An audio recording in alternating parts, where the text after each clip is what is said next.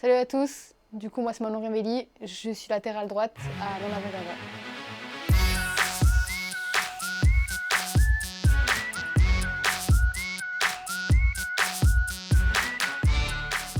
Commencer le foot, c'était une évidence pour toi?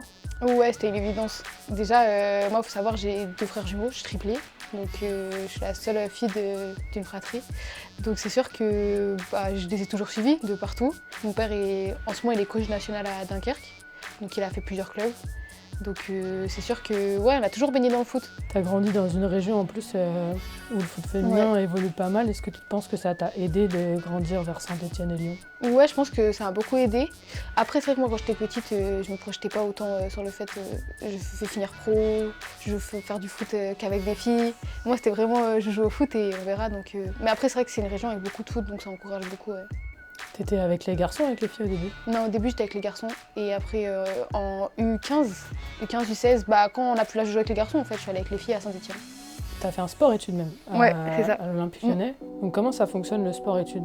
Donc on va en cours la journée, mais du coup on a des horaires aménagés pour nos entraînements. Donc moi c'était quand j'étais à Lyon, donc j'étais au lycée Lumière, à Boulevard des États-Unis à Lyon. Donc pour le coup j'allais en cours jusqu'à 16h, après on avait une navette qui nous récupérait et on allait au foot à 17h. Et du coup c'était bien parce qu'on pouvait mener un double projet, à la fois les études, à la fois le foot. Est-ce que tu as l'impression d'être bien accompagnée quand tu es en sport-études sur ces deux projets-là? Ouais, franchement on est vraiment bien accompagnés. Déjà pour ma famille, même pour le club, c'était bac minimum, donc je vais avoir le bac. Tu l'as eu? Continuer. Je l'ai eu, mention assez bien, voilà. Mais ouais non, franchement on est vraiment bien accompagnés. Les profs ils sont vachement à l'écoute, ils nous aident beaucoup parce que c'est dur d'avoir à la fois la tête dans le foot, à la fois la tête dans les études. Bon, forcément on a plus la tête dans le foot, mais du coup pour le coup ouais, on est vraiment bien accompagnés. T'es resté 4 ans? Ouais, ça. Je suis restée 3 ans, enfin du coup de seconde à terminale en sport-études. Ensuite j'ai signé un contrat professionnel. J'ai signé jusqu'en 2022, après je prolongeais jusqu'en 2023. Et du coup cette année j'ai cassé mon contrat à Lyon, donc il me reste encore 1 an pour signer ici à Guingamp 2 ans. Et par rapport au temps de jeu à cet âge-là, tu jouais avec les jeunes de Lyon ou Ouais. tu rentrais déjà un peu? Non, au début, quand j'avais pas de contrat professionnel, j'étais qu'avec les 19. Et quand j'ai signé mon contrat, j'avais plus mes études. Je continuais un peu à côté, mais j'avais déjà eu mon bac et tout. Et par rapport au temps de jeu, quand j'ai signé ma première année à Lyon en tant que professionnelle, du coup, j'avais encore une année de U19. Donc c'était bien, du coup ça me permettait de prendre de l'expérience aux entraînements, mais aussi d'avoir du temps de jeu avec les 19. Après j'ai fait quelques entrées et ça a été, mais c'est pas assez, on en veut toujours plus quoi. Surtout à cet âge-là. Ouais, surtout à cet âge-là. Je t'ai entendu parler, je crois que c'est dans l'interview que tu as fait avec Jérôme justement, Ouais. avec Footeuse. Tu as parlé de Lucie Bronze, qui joue au même poste que toi, qui est une joueuse que tu adores. Tu as eu la chance de la côtoyer à Lyon. Quelle était ta relation avec elle? Déjà, quand elle était là, ma première année de contrat pro, donc Lucie Bronze, voilà, on est un peu impressionnés. Et franchement, c'est une super personne. En plus, j'ai eu la chance lors d'un stage de me retrouver du coup dans la même chambre qu'elle. Donc on a vachement plus parlé, je me suis rendu compte qu'en fait son mode de vie c'est vraiment axé sur le foot quoi. Elle met tout en œuvre pour aller là où elle veut aller. Voilà, elle m'aide beaucoup, elle m'aidait beaucoup. Donc ouais, non, une super personne. J'ai vraiment pris exemple. Ouais non franchement. Tu lui as dit? Non, j'ai jamais eu l'occasion de lui dire, mais je pense qu'elle savait. On lui montrera. Ouais voilà, on lui montrera. Bon, on va arriver à un moment un peu moins cool, c'est à Lyon. Ouais. Tu te blesses, ouais. Donc en 2020. Ouais, c'est ça. Juste avant le Covid en plus. C'est ça, juste avant le Covid. Donc raconte-moi déjà comment tu te blesses et comment tu as vécu toute cette période-là. Déjà, je me blesse lors d'un match avec les 19 contre Dijon. Je revenais de blessure. J'avais changé de poste, c'était un peu un tout en fait. Et voilà, je me sentais bien sans être bien. J'ai perdu un ballon, j'ai voulu récupérer le ballon. La fille m'a mis 2 fois le même coup et au deuxième coup, mon genou a tourné. Du coup, j'ai su direct que c'était je me suis dit c'est les croisés. On pense à ça tout de suite. On se dit peut-être c'est pas ça, mais on pense à ça tout de suite. En plus, je me souviens, franchement, le kiné qui vient sur le terrain, il me faisait les tests donc, pour savoir si c'était les croisés ou pas. Et dans ma tête, je me disais non, dis l'inverse de ce que tu penses. Comme ça, peut-être ça sera pas les croisés, mais j'avais quand même les croisés du coup. Donc après, ça s'est enchaîné. Ce qui est bien, c'est que j'étais à Lyon. Donc j'ai eu le rendez-vous avec le chirurgien le lendemain. Une semaine après, je me faisais opérer, donc ça s'est passé vraiment super vite. Comment je l'ai vécu? Après, ouais, moi, je suis quelqu'un qui positive beaucoup, donc pour le coup, je me suis dit, bon, voilà, pleure une fois et après, passe à autre chose. Parce que voilà, on va pas se lamenter pendant 10 ans. En plus de ça, il y a pire que nous. Du coup, ouais, j'ai pleuré une fois quand on a eu le compte-rendu. Et puis avec du recul, c'était une expérience qui m'a fait franchir un cap. Je vais pas dire que ça a été une bonne expérience, parce que c'est jamais une bonne expérience, mais ça m'a vraiment aidé à... Je pense qu'il me manquait encore une marche à franchir pour vraiment continuer ma carrière. Et j'étais peut-être un peu trop suffisante et c'est ce qui m'a permis de vraiment me dire il faut bosser, quoi. Il faut que tu mettes tout en œuvre pour voir ce que tu veux. Avec du recul, franchement, c'est... Tu le prends positivement. Ouais, je le prends vraiment positivement. Ouais. Quand tu vois le nombre de blessures là qu'il y a en ce moment, ligaments, que depuis des années on en entend énormément. Ouais, c'est vrai. Toi, t'as une explication à donner, tu comprends, on t'a jamais vraiment expliqué pourquoi Ouais, on m'a jamais vraiment expliqué parce que même moi quand je me suis fait les croisés, je sais qu'on avait fait des tests par rapport avec un risque, c'était des tests qui déterminaient ton risque de croiser ou pas, enfin la chance de faire de croiser. Et moi c'est vrai que j'avais peu de chance. Donc je sais pas, franchement je sais pas comment l'expliquer. Après je trouve que maintenant on arrive de plus en plus à les soigner vite, on a de plus en plus de recul sur ça. Donc voilà. Est-ce que vous en parlez entre vous, cette crainte de l'avoir, ou comme tu dis ça reste un peu banalisé Non, c'est jamais banal comme blessure. Après je sais que du coup quand j'étais plus jeune, il y avait moins de cas. Donc quand on entendait cette blessure, on était vraiment... ça peut arriver à n'importe qui, on en parlait beaucoup, on était dans la crainte. C'est vrai que maintenant on a un peu moins cette crainte, mais parce que voilà, on voit que la plupart des choses reviennent bien. Ouais, il y a moins de crainte, mais c'est pas non plus une blessure banale. Et toi, t'as pas de crainte là aujourd'hui sur ton genou? Non, maintenant ça y est, maintenant c'est passé.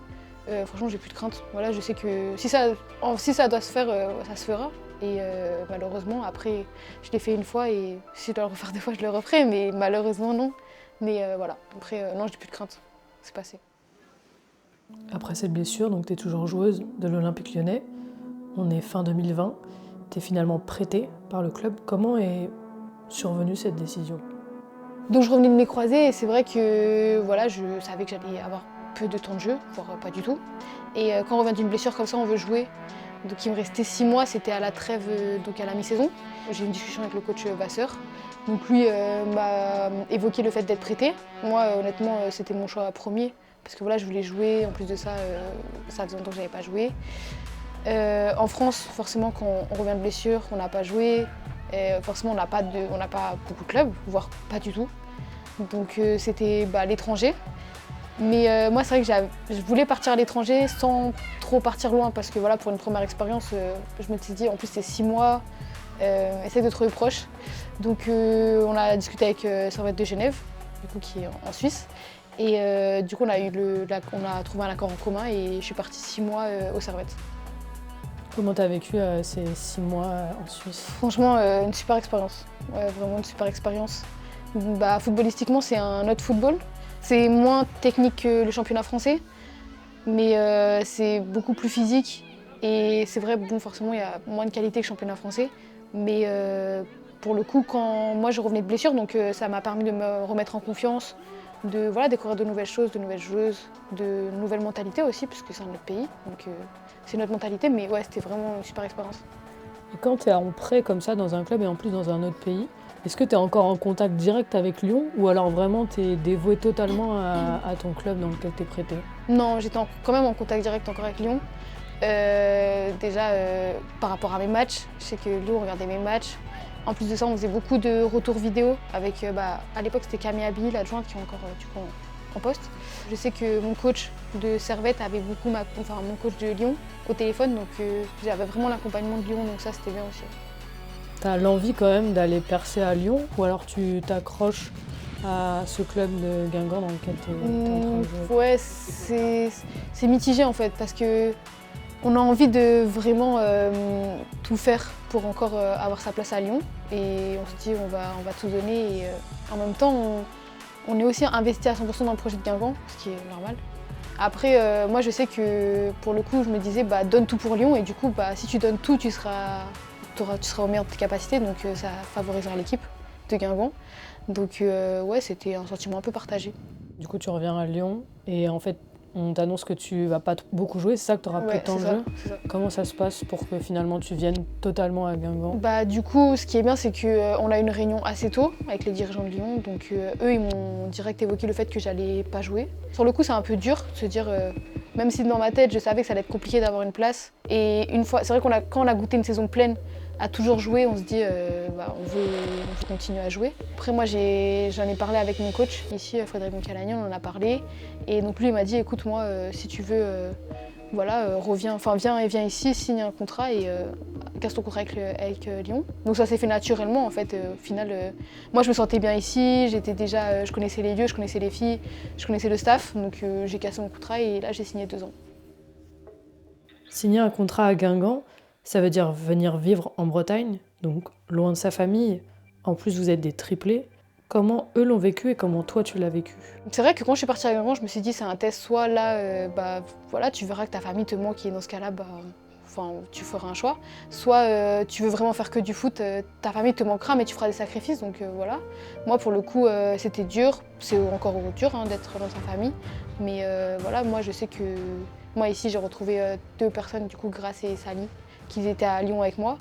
Donc voilà, on se serre les coudes, on est soudés et ça va. Mais ouais, même pour mes frères, eux par contre, ils m'ont toujours poussé. Ils m'ont dit, voilà, au bout d'un moment, on peut pas être tous les 3 tout le temps ensemble. Il faut qu'on fasse nos vies et on se retrouvera voilà, à Noël, pendant les vacances et ça se passera bien. Donc ils sont tout le temps, ils sont derrière moi et ils me soutiennent. Franchement, on a une bonne ambiance dans le vestiaire. On est toutes jeunes, on va dire, on a toutes à peu près le même âge, donc on s'entend vraiment bien. Après, c'est vrai que, comme je l'ai dit, moi, Sally Julini, Grace Casadi, c'est des personnes que je connais depuis que j'ai 15-16 ans. Donc ouais, c'est vraiment c'est comme ma famille en fait. Et quel est ton rapport du coup au foot en dehors de jouer sur le terrain? Est-ce que c'est un métier pour toi ou est-ce que tu le vois vraiment comme ta passion première? Non, c'est pas un métier. Je pense que le jour où je me lève et je me dis ouais, je vais au boulot, faut que j'arrête. Parce que non, c'est pas un métier, au contraire, c'est une passion. C'est une passion et c'est vrai qu'en dehors du foot, j'arrive peu à couper avec le foot. Je suis toujours à regarder des matchs, tout le temps à parler de foot, je te jure. Des fois, on est chez moi, on regarde que du foot. Plus, je peux regarder des matchs de national, je peux regarder des matchs de district, je m'en fous. Foot, tout le temps foot. Non, franchement. Et ça va pas aider parce que maintenant vous êtes dans FIFA. Ah ouais, c'est ça. Ça, c'est mort. Vous l'avez appris comment que les filles allaient être dans FIFA? On l'a appris comment? Déjà, moi, c'est vrai que je suis une grande fan de FIFA. Encore une fois, dans mes temps libres, je joue beaucoup à la console, FIFA, voilà. En fait, je voyais passer des articles comme quoi les filles allaient être dans FIFA, mais je me suis dit, bon, il y aura les filles dans FIFA, ça sera les équipes nationales. Et quand j'ai vu démarquer moi, je me suis dit, donc on va être dans FIFA et tout. Et je sais plus, c'était une semaine à Guingamp, il y avait un rendez-vous écrit FIFA, du coup on y est allé. Et en fait, donc c'était au club, c'était au Rodoro, au stade. Il y avait une sorte de grande bulle avec plein d'appareils photo. On devait faire des expressions de visage, étonné, la joie. Mais moi je me suis dit, voilà, c'est les filles, ça va être un rendu. Mais voilà, je m'attendais pas que ce soit aussi bien fait. Et du coup on a eu le jeu. Et j'ai direct joué avec mon personnage. J'ai joué contre Lyon, on a gagné 3-0, j'ai marqué un triplé. Non, franchement, c'est incroyable. Vraiment, c'est incroyable. Puis voilà, on pourra dire à nos enfants qu'on est les premières. On est les premières à jouer dans FIFA. C'est vrai, c'est vrai, ouais. On est les premières, ouais. Pour le foot féminin, c'est encore plus encourageant. Franchement, c'est bien que des grandes structures comme EA Sport nous fassent aussi confiance. Donc ça montre l'exemple, c'est bien. Et comment t'as accueilli tes notes? Parce que c'est la fameuse question, t'as découvert tes notes? J'étais contente, hein. Franchement, pour moi, j'allais avoir 60. J'ai eu 77 et ça me résume bien. C'est bien. J'étais assez contente. En plus, on comparait dans l'équipe du coup. Ouais. Et ça a créé des tensions. Ça a créé un peu des tensions, quoi. Mais non, c'était cool, ouais. Tu joues sur le côté, mais tu as un profil très offensif. Comment toi, tu te vois en tant que joueuse? Est-ce que tu préfères défendre? Est-ce que tu préfères attaquer? Moi, c'est vrai que je préfère attaquer, même trop parfois. Donc c'est vrai que parfois, j'oublie un peu de défendre. C'est ce que le coach peut me reprocher par rapport à ça. Après, voilà, ce qui est bien, c'est que avec les matchs du week-end, je joue beaucoup. Ça me permet de prendre de l'expérience par rapport à ça, de travailler des points que je travaillais moins à Lyon. C'est vrai qu'à Lyon, forcément, on défend moins. Quand je suis allée en Suisse aussi, à Genève, on défendait beaucoup moins. Donc là, c'est vrai qu'on est une équipe, on doit défendre. Donc ça me permet d'améliorer ce point-là. En sortant du carré vert et en prenant un petit peu de recul, comment tu trouves la gestion médiatique en France comparée à ce qui peut se faire à l'étranger? Comparé à l'étranger, on est un peu en retard. Franchement, quand je vois l'Espagne, elle joue dans le stade des garçons. Même là, je sais que leurs matchs du coup, vont passer sur DAZN, ça se pense quoi, DAZN, sur YouTube. L'Angleterre quoi. Rien que le dernier match, Liverpool-Everton, le stade était plein. Donc non, on est un peu en retard. Après, ça fait quelques années là, ça prend de plus en plus en France.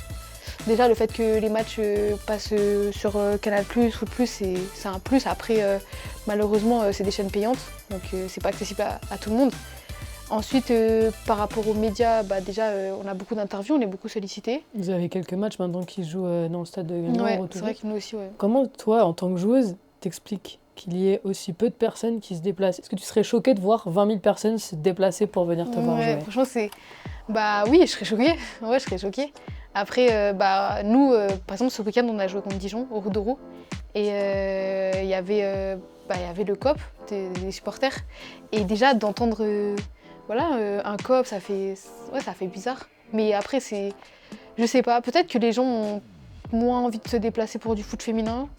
Peut-être que... Parce que pour moi, les retours que j'ai, la plupart des personnes qui viennent voir du foot féminin, ils sont contents d'être venus. Ils vont nous dire, les stéréotypes, ça reste moins au sol que les garçons, ça joue mieux.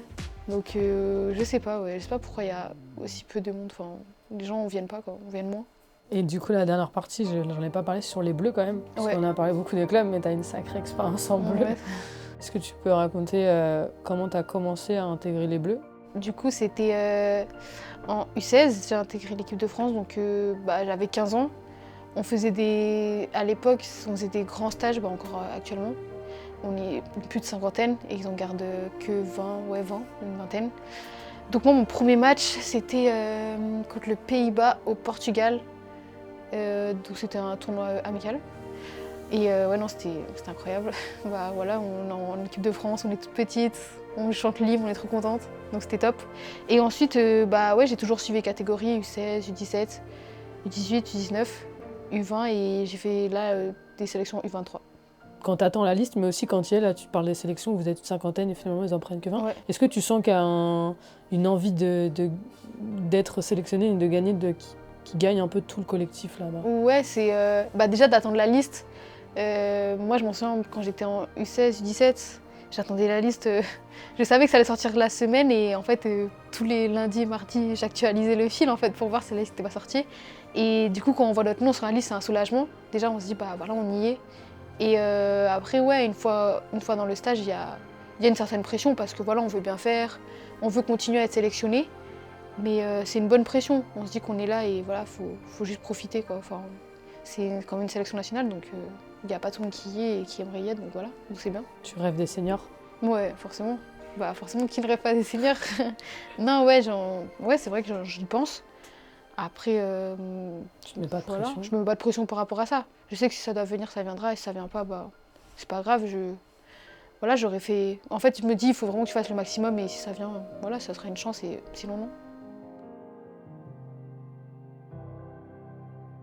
Comment t'as trouvé cet entretien? Mauvaise réponse obligatoire. Mauvaise réponse obligatoire? Ouais. C'était trop nul, franchement. Je me suis ennuyée. En plus, on a dû refaire. Et en plus, là, j'ai super faim.